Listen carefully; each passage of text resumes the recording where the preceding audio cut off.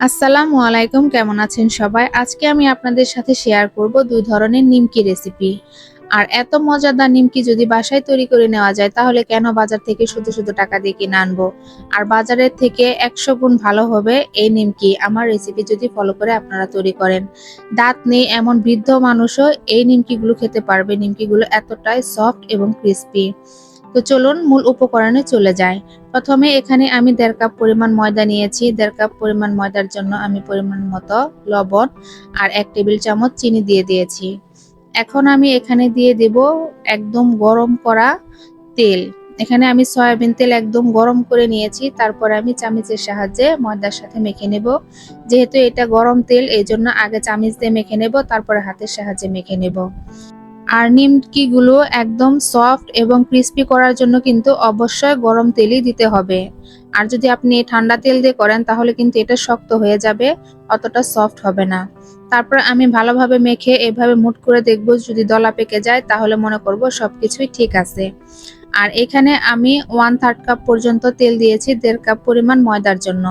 এখন আমি নর্মাল পানি দিয়ে শক্ত একটি ডো তৈরি করে নেব। আমরা রেগুলার যে পরোটা তৈরি করি এরকম একটি ডো তৈরি করব। তারপর এই ডোটাকে 10 মিনিট রেস্টে রেখে দেব। 10 মিনিট পর আমি আবার হাতের সাহায্যে একটু মেখে নেব। মেখে নেওয়া হয়ে গেলে এই ডোটাকে আমি দুইটা ভাগে ভাগ করে নেব। যেহেতু আমি দুইটা নিমকি রেসিপি দেখাবো এজন্য দুইটা ভাগে ভাগ করে নেব। তারপরে এখানে আমি একটি রুটি বেলে নেব।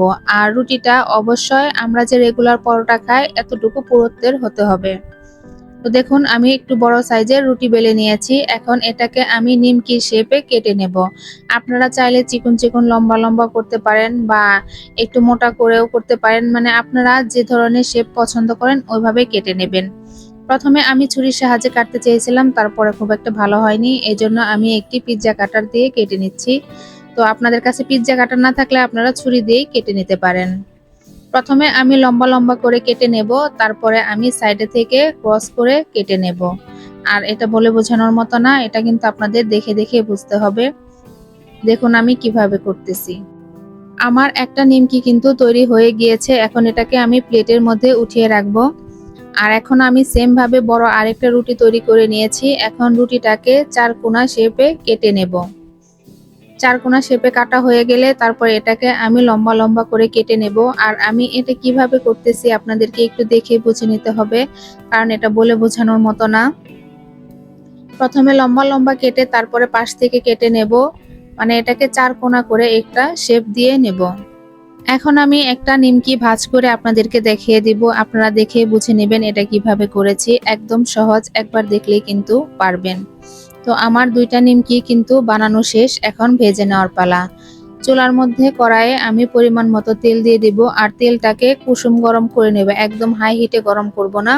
তারপরে সবগুলো নিমকি ছেড়ে দেব। তারপর মিডিয়াম টু লো আঁচে আমি লাল লাল করে ভেজে নেব। আর এই কাজটা একদম সময় নিয়ে করতে হবে, না হলে কিন্তু নিমকিগুলো ক্রিস্পি হবে না। ভেতরটা কাঁচা রয়ে যাবে, ওপরটা ক্রিস্পি হবে আর পুড়ে যাবে। এজন্য আমি একদম মিডিয়াম টু লো আঁচে নিমকিগুলোকে ভেজে নেব। আর প্রথম ব্যাচ নিমকি ভাজা হয়ে গেলে তেলটাকে 2 মিনিট সময় নিয়ে একটু ঠান্ডা করে নেবেন। তারপর আবার দ্বিতীয় ব্যাচ ভাজবেন। তাতে করে নিমকিগুলো কিন্তু দেখতে সুন্দর হবে আর ভাজাও অনেক সুন্দর হবে। তো আমি একই নিয়মে সবগুলো নিমকি ভেজে নিয়েছি। এখন আপনাদেরকে আমি ভেঙে দেখিয়ে দিব এটা কতটা ক্রিস্পি হয়েছে আর সফট হয়েছে। আমার এই ভিডিওটি যদি ভালো লেগে থাকে অবশ্যই একটি লাইক এবং কমেন্ট করে দিবেন। আর আমার চ্যানেলে নতুন হয়ে থাকলে অবশ্যই আমার চ্যানেলের সাথেই থাকবেন এই ধরনের সহজ সহজ এবং মজাদার খাবার রেসিপি পেতে। ভালো থাকবেন সবাই, আল্লাহ হাফেজ।